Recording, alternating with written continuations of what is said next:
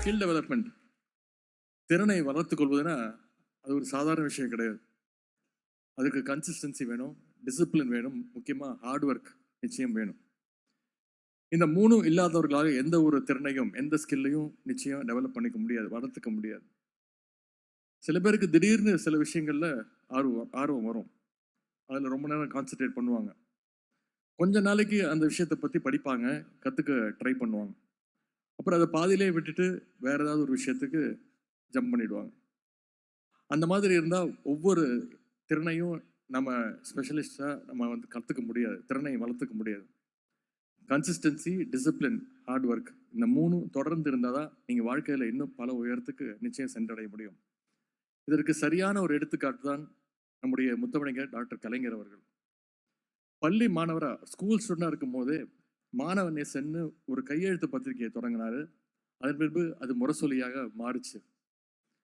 அப்போது ஆரம்பித்து தன்னுடைய வாழ்நாளுடைய கடைசி காலம் வரைக்கும் கலைஞர் அவர்கள் எழுதி கொண்டே இருந்தார், படித்து கொண்டே இருந்தார்.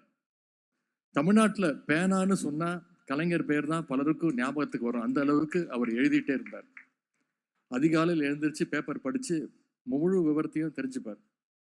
டெக்னாலஜியில் முழுக்க முழுக்க அப்டேட்டடாக இருப்பார். நான் இறக்குற வரைக்கும் சோசியல் மீடியா வரைக்கும் அவர் ஆக்டிவாக இருந்தார். அரசியல் களத்தில் எதிரிகள் மாறி மாறி வந்தாலும் கலைஞர் அவர்கள் நிலைச்சு நின்னார்னா அதற்கு காரணம் அவருடைய கடின உழைப்பு.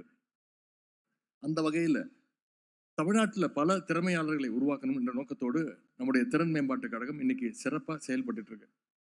மாணவர்களுடைய திறனை மேம்படுத்த நம்முடைய முதலமைச்சர் அவர்கள் நான் முதல்வன் திட்டத்தை ஆரம்பிச்சு வச்சாங்க. அந்த திட்டம் எந்த அளவுக்கு பயன் கொடுத்திருக்குன்னு உங்களை எல்லாம் பார்க்கும்பொழுது, இங்கே வந்திருக்கக்கூடிய வெற்றியாளர்களையும் பார்க்கும்பொழுது தெளிவாக தெரிகின்றது. தமிழ்நாடு திறன் மேம்பாட்டு கழகம் நடத்துகின்ற தமிழ்நாடு ஸ்கில்ஸ் காம்படிஷன் வெற்றி பெற்ற மாணவர்கள் இன்னைக்கு வேர்ல்டு ஸ்கில் காம்படிஷன் வரைக்கும் போய் சாதிக்கிறீங்க. சென்ற 2025ஆம் ஆண்டு நவம்பர் மாதம் தாய்வானில் நடந்த ஆசியன் ஸ்கில்ஸ் போட்டிகளில் தமிழ்நாட்டை சேர்ந்த 3 பேர் பங்கேற்றிருக்கிறீங்க. இப்போ இந்த ஆண்டுக்கான வேர்ல்ட் ஸ்கில்ஸ் காம்படிஷனில் கலந்துக்கிறதுக்கு நம்முடைய மாணவர்கள் தயாராகிட்டு இருக்காங்க. உங்களில் பல பேர் கலந்துக்கிட்டு வெற்றி பெற வேண்டும் என்று எங்களுடைய வாழ்த்துக்களை நாங்கள் தெரிவிச்சுக்கிறோம். போட்டிகளில் வெற்றி பெறும் மாணவர்களுக்கான வேலை வாய்ப்புகளையும் உடனே வழங்க வேண்டும்னு இன்னைக்கு பல பெரிய நிறுவனங்களோடு MOUs சைன் பண்ணப்பட்டிருக்கு. அதே மாதிரி நான் முதல்வன் திட்டத்தில் கேம்பஸ் பிளேஸ்மெண்ட் டிரைவ்ஸ் நடந்துகிட்டு இருக்கு. கடந்த டிசம்பர் மாதம் தொடங்கி இப்போ வரைக்கும் நடந்த வேலைவாய்ப்பு முகாம்களில் கிட்டத்தட்ட 1200 மாணவர்களுக்கு வேலை வாய்ப்புகளை உருவாக்கி கொடுத்துருக்குது நம்முடைய அரசு.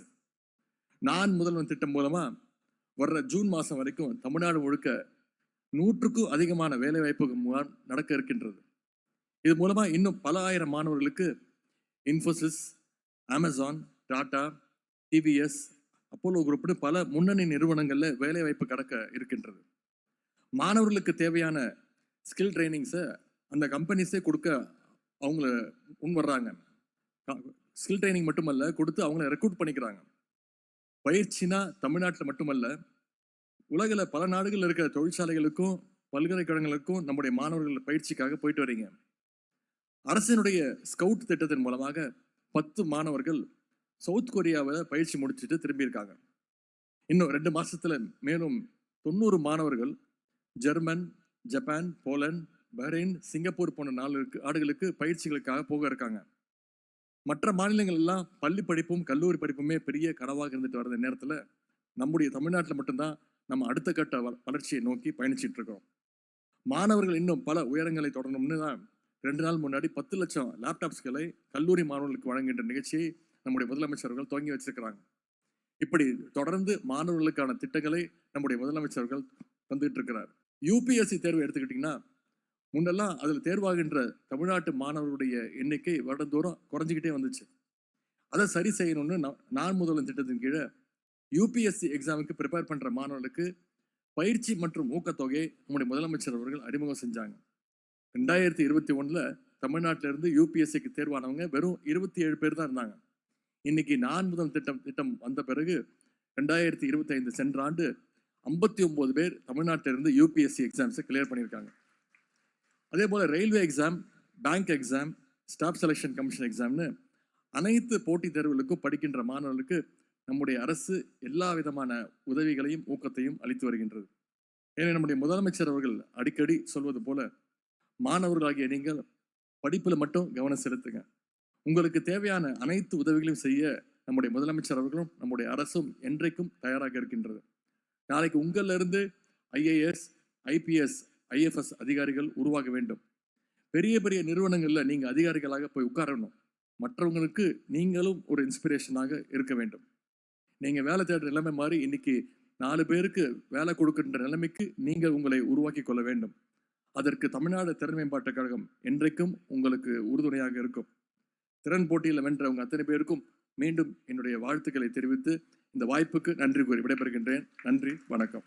தமிழ்நாடு திறன் போட்டியில் வென்று உலக அரங்கில் தமிழ்நாட்டை தலைநிமிரச் செய்த மாணவர்களுக்கு பதக்கங்களையும் சான்றிதழ்களையும் வழங்கி கௌரவிக்குமாறு மாண்புமிகு தமிழ்நாடு துணை முதலமைச்சர் அவர்களை பெருமடியுடன் கேட்டுக்கொள்கின்றோம்.